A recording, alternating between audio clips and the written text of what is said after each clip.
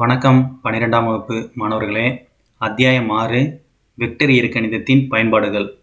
எடுத்துக்காட்டு 6.2 வழக்கமான குறியீடுகளுடன் முக்கோணம் ABCயில் வெக்டர்களை பயன்படுத்தி பின்வருவனவற்றை நிறுவுக. 3 சமன்பாடுகள் கொடுத்துருக்காங்க. இதில் முதல் சமன்பாடை மட்டும் நம்ம நிரூபிக்க போகிறோம். அடுத்த 2 சமன்பாடுகளை முதல் சமன்பாடை எந்த மெத்தடில் நிரூபித்தோமோ அதே மெத்தடில் நம்ம நிரூபிக்க முடியும். இப்போ முதல் சமன்பாட்டை நிரூபிப்போம். முக்கோணம் ABC அப்படின்னு கொடுத்துருக்கிறதுனால ஒரு முக்கோணத்தை எடுத்துக்கிறோம். அதோட பக்கங்கள் அதோட உச்சிகள் ABCன்னு பெயரிடுறோம். A B C. அடுத்தது A என்ற உச்சிக்கு எதிராக இருக்கிற பக்கம் A வெக்டர், B என்ற உச்சிக்கு எதிராக இருக்கிற பக்கம் B வெக்டர், C என்ற உச்சிக்கு எதிராக இருக்கிற பக்கம் C வெக்டர் எடுத்துக்கிட்டு வரைபடத்தில் கொடுத்ததை நம்ம எடுத்து எழுதிடுவோம். அதாவது ஏபி என்ற பக்கம் ஏபி வெக்டர் ஈக்குவல் டு என்ன குறிச்சிருக்கோம்? C vector. அதே போல் BC vector equal to A vector. அடுத்தது CA vector equal to B vector. இப்போ இந்த 3 வெக்டரையும் நம்ம மாடுலஸ் எடுப்போம். மாடுலஸ் எடுக்கும்போது modulus of AB vector equal to C. அதே போல் modulus of BC vector equal to A, modulus of CA vector equal to B. கொடுக்கப்பட்ட முதல் சமன்பாட்டை எடுத்து எழுதிப்போம். A equal to B cos C plus C cos B. இதை நிரூபிக்கிறதுக்கு வெக்டரோட முக்கோண விதிப்படி A vector plus B vector plus C vector equal to 0ன்னு எடுத்துக்கிறோம். இதில் A vector B vector C வெக்டருக்கு பதிலாக முக்கோணத்தில் நம்ம குறிச்சிருக்கிற AB vector equal to C vector, BC vector equal to A vector, CA vector equal to B vector இதை நம்ம பயன்படுத்திக்கிறோம். ஏ வெக்டருக்கு பதிலாக பிசி வெக்டர் ப்ளஸ் பி வெக்டருக்கு பதிலாக சிஏ வெக்டர், சி வெக்டருக்கு பதிலாக ஏபி வெக்டர் ஈக்குவல் டு 0. இப்போது பிசி வெக்டரை மட்டும் எல்ஹெச்எஸ் பக்கம் வச்சுக்கிட்டு அடுத்த 2 டேமை ஆர்ஹெச்எஸ் பக்கம் கொண்டு போயிடுறோம். சிஏ வெக்டர் குறிமாறும் minus CA vector minus AB vector. இப்போ இந்த டேமில் 2 பக்கமும் சமன்பாட்டோட 2 பக்கமும் பிசி வெக்டரால் புள்ளி பெருக்கு எடுக்க போகிறோம். எப்படின்னு பாருங்கள். இருபுறமும் பிசி வெக்டரால் புள்ளி பெருக்கம்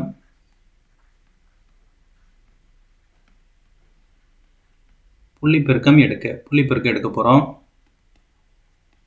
எடுக்கும்போது பாருங்க, BC vector dot BC vector புள்ளி பெருக்கம்னா டாட் ப்ராடக்ட் எடுத்துக்கிறோம். இந்த பக்கம் minus CA vector minus AB vector dot BC vector. இப்போ BC vector dot BC vector இது வெக்டரோட விதிப்படி A vector dot A vector அப்படிங்கும்போது என்ன வரும்? மாடுலஸ் ஆஃப் ஏ ஸ்கொயர் இதை நம்ம பயன்படுத்திக்கிறோம். அப்போ இங்கே என்ன வரும்? Modulus of BC square equal to, இங்கே பாருங்கள், இங்கே புள்ளி பெருக்கம் இருக்குது, இங்கே 2 டேம் இருக்குது. ஃபஸ்ட்டு சிஏ எடுத்து பிசியோட புள்ளி பெருக்கம் பண்ண போகிறோம், அப்புறம் ஏபி எடுத்து பிசியோட புள்ளி பெருக்கம் பண்ண போகிறோம். கவனிங்க, minus CA vector dot BC vector, அடுத்து minus AB vector dot BC vector. அடுத்தது பார்த்தீங்க அப்படின்னா இது ரெண்டும் புள்ளி பெருக்கல்ல இருக்குது. 2 டேமே புள்ளி பெருக்கல் இருக்குது. புள்ளி பெருக்கோட ஃபார்முலா நமக்கு தெரியும். என்ன ஃபார்முலான்னு பாருங்கள். A vector dot B vector equal to modulus of A vector modulus of B vector into cos தீட்டான்னு வரும். அந்த ஃபார்முலாவை நம்ம இங்கே பயன்படுத்த போகிறோம்.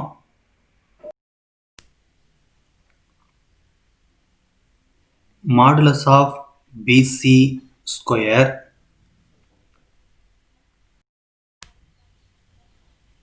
Modulus of BC square equal to formula apply பண்ணுவோம். Minus CA dot BC formula நம்ம அப்ளை பண்ணும்போது modulus of CA vector modulus of BC vector into cos தீட்டான்னு போடக்கூடாது.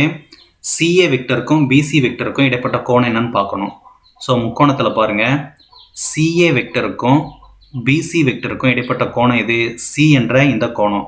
அப்போ இந்த கோணத்தை எப்படி நம்ம பயன்படுத்தணும்னு பாருங்கள். சி என்ற இந்த கோட்டை கொஞ்சம் எக்ஸ்டெண்ட் பண்ணிவிட்டு இதுதான் நமக்கு தேவையான கோணம். இந்த மொத்த கோட்டோட கோணம் வந்து பை, அதில் சியை கழிச்சிடுறோம். தேர்ஃபோர் நமக்கு கிடைக்கக்கூடியது பை மைனஸ் சி. தேர்ஃபோர் இங்கே என்ன வரும், காஸ் பை மைனஸ் சின்னு கிடைக்கும். அதே போல் இங்கே பாருங்கள், இங்கேயும் அப்ளை பண்ணுவோம் ஃபார்முலாவை. ஏபி வெக்டர் அப்போ என்ன வரும், மைனஸ்க்கு மைனஸ் போட்டாச்சு. மாடுலஸ் ஆஃப் ஏபி வெக்டர் புள்ளிப்பெருக்கம் அப்ளை பண்ணுறோம். Modulus of BC vector cos இங்கே பாருங்கள் ஏபி வெக்டர் பிசி வெக்டர். அப்போ முக்கோணத்தில் வந்து ஏபி வெக்டருக்கும் பிசி வெக்டருக்கும் இடைப்பட்ட கோணம் எங்கே இருக்குது, இந்த பி வெக்டர் தான். இப்போ இந்த பி வெக்டரை நம்ம குறிக்கணும். பி வெக்டரை எப்படி குறிக்குதுன்னு பாருங்கள். இந்த கோட்டை இப்படி எக்ஸ்டெண்ட் பண்ணிவிட்டு இந்த மொத்த கோணம் பை, இதில் பியை கழிச்சிட்டோம்னா பை மைனஸ் பி. தேர்ஃபோர் நமக்கு தேவையான கோணம் பை மைனஸ் பின்னு எழுதிக்கிறோம். அடுத்த ஸ்டெப்பில் இதை சுருக்கும் போது பாருங்கள், இந்த பிசி சிஏ பிசி இந்த வெக்டர்களுக்கு எல்லாமேவும் நம்ம இங்கே மதிப்பு இருக்கு இல்லையா, modulus of AB vector equal to C, modulus of BC vector equal to A, modulus of CA vector equal to B. இதை எடுத்து இங்கே நம்ம பயன்படுத்திக்கிறோம். அடுத்தது இதை நம்ம யூஸ் பண்ணுவோம். ஃபஸ்ட்டு பிசி ஸ்கொயர் அப்படிங்கும்போது பிசிக்கு பதிலாக என்ன போடலாம், ஏ. அப்போ ஏ ஸ்கொயர் ஈக்குவல் டு மைனஸ் சிஏவுக்கு பதிலாக பி, பிசிக்கு பதிலாக ஏ, காஸ் நல்லா கவனிங்க, காஸ் பை மைனஸ் சி. இதை எப்படி எழுதலாம் அப்படின்னா, முக்கோணவியல் விதிப்படி காஸ் பை மைனஸ் சி இதோட ஃபார்முலா வந்து மைனஸ் காஸ் சின்னு வரும். ஸோ இந்த பை இல்லாமல் மைனஸோட சேர்ந்து சி மட்டும் நமக்கு கிடைக்கும். அப்போ இந்த ஃபார்முலா அப்படி நமக்கு இங்கே என்ன ஆன்சர் கிடைக்கும், மைனஸ் ஆஃப் காஸ் சின்னு கிடைக்கும். அதே போல் அடுத்தது பாருங்கள், மைனஸ் மாடுலஸ் ஆஃப் ஏபி வெக்டரோட value C, modulus of BC வெக்டரோட value A, cos by minus B என்ன வரும், மைனஸ் காஸ் பி அப்படின்னு கிடைக்கும் நமக்கு. கவனிங்க, இப்போ ஏ ஸ்கொயர் ஈக்குவல் டு இந்த மைனஸும் சேர்ந்து ப்ளஸ் ஆகிடும். அப்போ என்ன கிடைக்கும், இதை ஒரு ஆர்டராக எழுதணும் அப்படின்னா பி ஏ காஸ் சி. அதே போல் மைனஸ் இந்த மைனஸும் சேர்ந்து ப்ளஸ் ஆகிடும். இங்கே என்ன இருக்குது, சிஏ காஸ் பி அப்படின்னு கிடைக்கும். இந்த மொத்த டேர்மையும் இந்த எல்லா டேர்ம்லேயும் நமக்கு ஏ வந்து பொதுவாக இருக்குது. ஏவை வகுத்துட்டோம் அப்படின்னா என்ன இருக்கும், ஒரு ஏ கேன்சல் ஆகி ஏ ஈக்குவல் டு இங்கே ஏ கேன்சல் ஆகிடும். அப்போ மிச்சம் என்ன இருக்குது, பி காஸ் சி ப்ளஸ் இந்த டேர்ம்லேயும் ஏ கேன்சல் ஆகிடும். அப்போ சி காஸ் பி. இது முதல் சமன்பாட்டை நம்ம நிரூபிச்சிருக்கோம். இதே போல் இரண்டாவது சமன்பாட்டையும் மூன்றாவது சமன்பாட்டையும் நிரூபிக்க முடியும். எந்த வழியில் நிரூபிக்கலாம் அப்படின்னா, இந்த சமன்பாட்டை a + b + c = 0 இதுக்கு நம்ம வெக்டர் வேல்யூ சப்ஸ்டிட் பண்ணோம். bc = -ca - abன்னு எடுத்துட்டு கணக்கு செய்யும்போது நமக்கு a வந்து ஆன்சராக கிடச்சிருக்கு. இதே போல் ஏபியை வச்சுக்கிட்டு பாக்கி ரெண்டையும் இந்த சமன்பாட்டில் ஏபியை மட்டும் வச்சுக்கிட்டு இந்த பிசியும் சியையும் ஆர்ஹெச்எஸ் பக்கம் கொண்டு போனால் நமக்கு சி வெக்டர் ஆன்சராக கிடைக்கும், சி ஆன்சராக கிடைக்கும். அதே போல் சிஏ வச்சுக்கிட்டு இந்த சமன்பாட்டில் சிஏ மட்டும் நிறுத்திக்கிட்டு எல்ஹெச்எஸ் பக்கம் வச்சுக்கிட்டு பிசிஏபியை சமன்பாட்டின் வலது பக்கம் கொண்டு போய் கணக்கு செஞ்சோம் அப்படின்னா நமக்கு பி ஆன்சராக கிடைக்கும்.